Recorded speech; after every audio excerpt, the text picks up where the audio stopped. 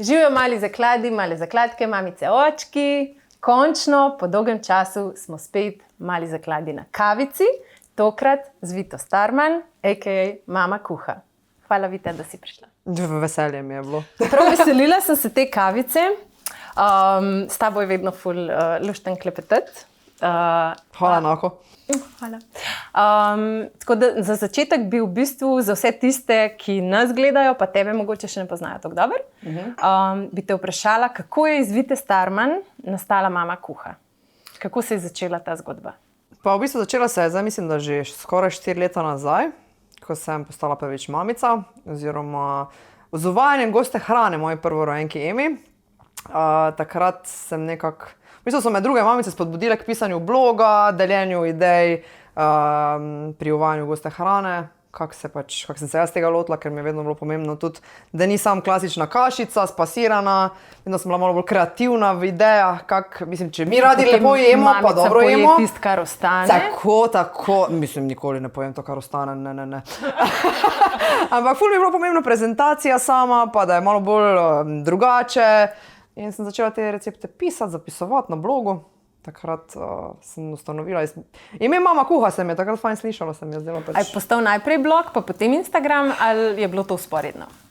Pa Instagram sem imela osebni, takrat mogoče že pol leta, ampak nisem bila jaz nekako ravno Instagram človek, oziroma nisem bila v tem svetu prisotna. Nisi bila še Mama kuha? Ne, nisem bila Mama kuha, takrat sem bila, mislim, da kar imela svoje ime. Ampak nisem bila res, ni mi Instagram toliko pomenil takrat. Takrat se je začel v bistvu razvijati, ko sem ustanovila blog. In to je bilo to. Takrat so bili večinoma foodie, pa res, osredotočena sem na hrano. Se pravi, zelo naravno. Meni se zdi, da mame, ko smo na porodniški, ratamo ful kreativne. Ja. Jaz se spomnim, sem takrat ful kuhala, 24 Kitchen sem imela non-stop prežgan. Rudolf je bil moj najboljši prijatelj. Ampak ja, potem je mene pač peljalo nekam drugam. Kam misliš, da bi tebe peljalo, če ne bi nastala Mama kuha? Kje misliš, da bi danes bila? Pa jaz sem takrat ful začela, tako si rekla, vedno sem bila kreativen tip človeka. Jaz sem se ful težko ukalupljala v neke, ne vem, težko bi jaz delala v neki pisarni za računalnikom, oziroma res imam rada kreativne stvari in definitivno bi delala nekaj v tej smeri. Ko sem postala mama, sem še mogoče malo več na samozavesti dobila, malo bolj sem začela verjeti v sebe, imam to. No, zdaj, ko smo že glih pri tej samozavesti, tukaj je pa tista Mama kuha postala manj kuharca, pa bolj ambasadorka neke pozitivne samopodobe, sprejemanja lastnega telesa, takega kot je. Daj mi malo več o tem povej. Kako je do tega prišlo, oziroma na kakšen način si se ti spopadla? Ker mame, sploh po porodu, se mi zdi, da imamo vse malo težavo s sprejemanjem novega telesa, če ga že prej nismo imeli, ker to je zdaj, se mi zdi, itak ena taka pandemija želje po popolnosti, ki ne obstaja. Pa se mi zdi, da si ti tukaj en tak največji ambasador, no, vsaj na našem področju. Pa v bistvu, jaz sem imela ful več problemov s tem, z neko zdravo samopodobo, preden sem postala mama. Ko sem imela po nekih takih družbenih idealih najboljšo postavo. Pa ko sem bila top, takrat sem imela najmanjšo samozavest in takrat sem bila vedno zakompleksana, vedno sem iskala napake v sebi, vedno me vse motilo. Ne vem, pa ko sem postala mama, pa enostavno sem začela dejansko videti skozi neke oči, mislim, če sem bila sposobna, noseča sem bila, rodila sem otroka. Kaka carica sem jaz. Mislim, res tako kar na jok mi je, ko na to pomislim. Mi je bilo takrat nekako, se mi je začelo odpirati, da je to najbolj pomembno, v bistvu take stvari so pomembne v življenju. Ne to, katero številko konfekcijsko nosim, ne to, ali imam zategnjeno zadnjico ali nimam, ne glede na to, kdaj sem rodila, kdaj nisem rodila. Pač vsaka ženska, je pa res pač, da moraš do tega spoznanja pač priti. Nek klik se ti mora v življenju zgoditi. Jaz sem dala tudi anoreksijo skozi v svojem življenju, jaz sem bila stara, mislim, 13-14 let. 2 leti sem imela anoreksijo, ki sem jo sama premagala, mislim, da sem imela na koncu 36 kg. Ful sem bila suha, res živela sem za to, da treniram, da štejem kalorije, da sem obremenjena s tem in ko zdaj gledam nazaj, nikoli nisem bila bolj nesrečna kot takrat v bistvu. Ja, to se mi zdi kar en tak klasičen stavek, ki spremlja vse, ki so šli čez to ali anoreksijo ali kakršnokoli motno hranjenje, no? Da je v bistvu pač to bilo najbolj nesrečno obdobje v življenju? Veš kaj, tako ti bom rekla, imaš neko kontrolo nad sabo, to je res, ampak ta kontrola ni nekaj, kar bi ti, mogoče tisti trenutek kvazi sreče, ne vem. Sej jaz totalno zagovarjam in zdrav način življenja, trudim se tudi, da ga imamo mi doma in vse to, ampak obenem pa bi rada, da bi se ljudje začeli sprejemati svoja telesa, ne glede na to, ali kakšne oblike so, kaj je v bistvu, da dejansko iščeš srečo v sprejemanju sebe in da iščeš dobre stvari na sebi. Ne se samo na slabe skoncentrirati, pa gled, to imam tu, pa to. Ne. Pa tudi, tako ti bom rekla, po eni strani, ful sem opazila, da ko sem se jaz začela sprejemati, da se je tudi krog ljudi okoli mene spremenil. Ja, to je tipično, da v bistvu kar izžarevaš, to tudi privlačaš, ne? Ja. Ja, mislim, mogoče, a se ti zdi, da je problem v tem, da je sploh ta Instagram svet je ratov zelo veliko vpliva na te stvari, no? Ful. A je mogoče ta poplava vadb poporodnih, kako se čim prej vrniti nazaj v prvotno formo pred porodom ali pa pred nosečnostjo. A misliš, da je to svoje prispevalo? Ker se mi zdi, da je pa zdaj eno tako velik razkol med tem, da si non-stop popoln, da treniraš, da pravilno ješ, pa med tem, da se sprejemaš. Tako da se mi zdi, da sta ta dva pola zelo močna. Ja, samo še, to je res, ja. Ampak kaj pa po tvojem najbolj vpliva na to, da se mamice po porodu tako bolestno želimo čim prej vrniti da si ne damo časa, no, nekega normalnega pa zadihati, da si pridemo nazaj pa sploh, zakaj bi sploh rabili v končni fazi priti nazaj? Ne rabimo priti nazaj. Točno to. Ker mi ne bomo nikoli več ista. Pa nima veze, ali je to fizično, ali je to psihično, mi dejansko ne bomo več nikoli ista. In s tem ni nič narobe? Ne. Jaz sem ponosna, ne bom nikoli več ista, ko sem bila 10 let nazaj. A ne? To mi je pa najbolj zanimivo, da včasih se zalotim. Jaz sem imela tudi eno obdobje, ko je bilo tudi meni pač in treniranje in zdrava prehrana, je postala v bistvu že neka obsesija. Pač vse je super, ne? Ampak dokler ti to ne postane, recimo meni se zdi, da je en tak zelo dober pokazatelj je to, ko začneš sanjati, da si po nesreč pojedel nekaj, kar ne bi smel. A se ti je to kdaj dogajalo? To se ne spomnim, Tina, več iskreno ti povem, ampak vem, da sem bila zelo obremenjena z vsakim zalogajem, ki sem ga preveč pojedla. Diet je en kup, ne? In zdaj ne vem, ena je, ne vem, ketonska, pa ne vem kaj še. Vse je v glavnem. Ja. Meni se je dogajalo, da sem, recimo takrat, ko nisem jedla hidratov, da sem sanjala, da sem po nesreč pojedla, No, pol veš, koliko si imela to podzavesti, obremenjenost. Koliko si bila ti obremenjena s tem? Grozno. In ko si obremenjen s takimi stvarmi, jaz mislim, da se teže skoncentriraš na lepe stvari, ki se ti dogajajo v življenju. Samo še to ti je fokus. To je veliko breme, ki ga nosiš vsak dan. Točno to. Ne? In meni se zdi, da je najbolj pomembno, da imamo čim več takih kot si ti, da znajo izpostaviti, da je v redu, da imamo malo trebuščka, da s tem, pač to so normalna telesa. Sicer tako ti bom rekla, začelo se je tudi pojavljati to, glej, da začnem pri tem, ko si mi rekla, ful je teh poporodnih vadb. Ne? Tega je res, ampak mene osebno ne gane to. Tu dobim tudi jaz prošnjice, pa bi, kako poporodno vadbo, pa bi to. Pa ne bi, zdaj nimam časa, ne da se mi, boste obe v vrtcu, pa bomo takrat. Mislim, skoncentriram se trenutno na stvari in te vadbe me ne ganejo, ne dopuščam jih do sebe. Če bi me to zanimalo, če bi bila jaz tak tip, jaz ne vidim nič slabega v tem. Meni se zdi to super, da vsak najde tisto, kar mu odgovarja, kar mu paše, ali je to vadba, ali je to sprehod, ali je to crtljanje na kavču s svojimi otroki. Meni je to vse, ne vem, pač pomembno je, da si v svoji koži zadovoljen in da to, kar tebi ponuja Instagram, socialna mreža, televizija, kakorkoli drugi ljudje, da te to ne utesnjuje. In da ti niso merili drugi. Zato je to pomembno, koga spremljaš v takem svetu. Pač iskreno, tudi jaz marsikoga ne spremljam. Ker to, kar mi spremljamo na socialnih omrežjih, mi te ljudi spuščamo v svoj life, v svojo glavo, v svojo miselnost in jim puščamo dejansko, da to vpliva na nas. Tudi na mene vpliva. Ja, se mi zdi, da smo pozabili na kritično gledanje česarkoli. Se ne zdi, da je treba skritizirati, ampak da ob tem, ko gledaš karkoli že gledaš, da opazuješ, kako se počutiš. Ne, se pravi, ne vem, lahko je to neka super oseba, ampak zdaj, če to meni predstavlja stres, ko jaz to gledam, zato ker jaz tega nimam, ali nimam tako popolnega stanovanja, ali nimam tako popolnega telesa, ali karkoli. Jaz mislim, da je v tem primeru pač zelo super, če znaš to ozavestiti in potem lahko pač tudi dober. Sej že če ozavestaš, je to velika. V končni fazi pa ja, po mojem, tako kot si rekla, dokler tebe osrečuje to, kar počneš, ali je to vadba, tako, ali je to kuhanje zdravih jedi, ali karkoli. Delati tisto, kar delaš. Tako. In to najbolj pomembno se mi zdi. Različni ljudje različne stvari radi delamo. In pač, No in kaj Vita rada dela? Jaz sem hedonist, Tina, jaz rada uživam, jaz sem rada fajn družbo, jaz sem rada izlete, potovanja, jaz sem rada dobro hrano, jaz sem rada svojo družino in ne vem, jaz ful uživam v uživanju v življenju. V tem. To je meni pač, ne vem, ful se... Ful dober stavek. Uživam v uživanju. Ampak ful dober. Ja, malo sem zabluzila s tem. Pač... Točno to, uživam v uživanju življenja, ker je treba, pač eno je uživati na silo, eno je pa res začutiti v tem trenutku. Danes je ena mojih prijatelj rodila in ko sem ji poslala sporočilo, sem ji poslala za punčko, sem poslala dobrodošla na ta in potem sem se malo zamislila, pa sem rekla, lep svet. Ja.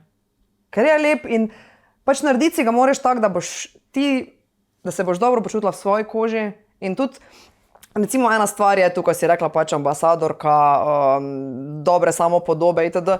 Dobimo pa tudi, kdaj veš ta feedback, ja, to je pa zdaj promocija nezdravega načina življenja. Absolutno. To pa je zdaj promocija debelosti, promocija, to zdaj ni zdravo in to se ne bi smelo kazati, to se ne bi smelo promovirati, to se ne bi smelo... Čisto iskreno pač... Kako pa na to odgovoriš potem? Meni direktno tega ni bilo, na mene ni bilo usmerjeno nikoli, ampak sem zasledila, kje kdaj to in mi je bilo pač čisto iskreno ti povem, sem si mislila, okej, lej. To je lahko za nekoga drugega tudi neka pretirana vadba, pretirano ukvarjanje z zdravo prehrano, pretirano ukvarjanje s čimerkoli ni v redu. Ja, drugače, mimo grede, tako kot obstaja anoreksija, bulimija, tako obstaja tudi ortoreksija, ki je tudi motnja hranjenja. In je pretirano obsedena z zdravim načinom življenja, zdravo prehrano in z vadbo. Tako da, po mojem, jaz se lahko že preštejem med pred porodom, ker sem dejansko, ko sem zanosila, zdaj sem ta intervju malo nase obrnila, ampak dobro, sem bila toliko sem bila že suha, preden sem zanosila, da sem bila celo nosečnost nenormalno lačna. Ko sem začela dojiti, je bilo pa dvakrat hujše. In je prav, telo je prav rabilo in hidrate, ki jih prej res nisem jedla, in maščobe, ki jih prej res nisem jedla.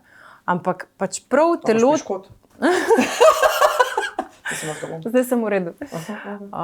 V glavnem se mi zdi, da poslušati svoje telo je nekaj, kar smo totalno pozabili. Pa ne mogoče sam svoje telo, ampak nasplošno svojo intuicijo, tako kot mamice zdaj. Zdaj imamo že priročnike za vse. Ja, za kuhat, za vzgojo, za baby handling. Ja. In se mi zdi, da smo v poplavi vseh teh informacij postali že sami sebe poneumljamo. In sami sebe ne poslušamo več. Sej tako bom rekla, pri prvem otroku si res gubljen, se veš sama. Mislim, pač malo si bolj tak klamzi, pa ne veš, pa bi za vse rabo neka navodila, pa ni navodil, pa pol sprašuješ, pa to. Ampak vseeno se mi zdi, jaz sem pri prvi hčerki pač se posluževala in teh vadb in tečajev, pa mi je bilo to mogoče res fajn, pa sem si, ker sem, ne vem, bolj sem bila samozavestna, če sem imela nekoga, da mi bo takrat povedal. Na začetku, ampak to je bilo res mogoče prvo leto. Pol pa enostavno nisem se čutila, da jaz rabim vse te priročnike. Se mogoče je to moja napaka, mogoče bi mi kdaj prav prišlo, da vem, kako se spopasti z otrokovo trmo ali pa ne vem čem, ampak jaz ful nisem človek priročnikov. Res sem slabo v tem. Res. Ker ni recepta, vsak otrok ima drugačen. In vse zato, in se mi zdaj zdi v drugo, da sem dosti bolj sproščena in dejansko bolj uživam, ker si mislim, glej, zaupam sebi. No, dajva še to malo odpreti. Potem razlika med prvim in drugim otrokom, se pravi med Floro pa med Emo. Ja. Oziroma razlika med tabo, ko si prvič rodila, oziroma ko si bila prvič mamica in zdaj, ko si drugič. Bolj sproščena sem. Sicer vse to pravijo vse mame po večinoma, da so v drugo malo bolj sproščena, ampak jaz vidim pri sebi, kak sem bila jaz nosečnosti pri prvi pa pri drugi. In tudi po mojem je to vplivalo na to, kaki sta one dve kot... Absolutno. Pri Emi sem bila dosti bolj obremenjena z določenimi stvarmi. Imela sem pač tudi malo tako krizno obdobje, za katerega sicer nisem za nikomu, niti nisem imela pravih ljudi, ki bi jim lahko to zaupala in sem nekako v sebi tiščala vse to in tudi potem porod je bil zelo težek, 44 ur je trajal, končal se je z urgentnim carskim rezom, ja. In se je tudi pri Emi videlo, da pač, ne vem, jaz sem pri Emi vedno komaj čakala, da rodim. Vedno sem bila v strahu, a bo vse v redu na tem pregledu, da ne bo kaj narobe. Veš, tako sem živela v nekem strahu konstantnem. Tudi prebrala sem tako kako stvar, mamica, ne brati prosim nekih stvari na internetu, ker to ni okej.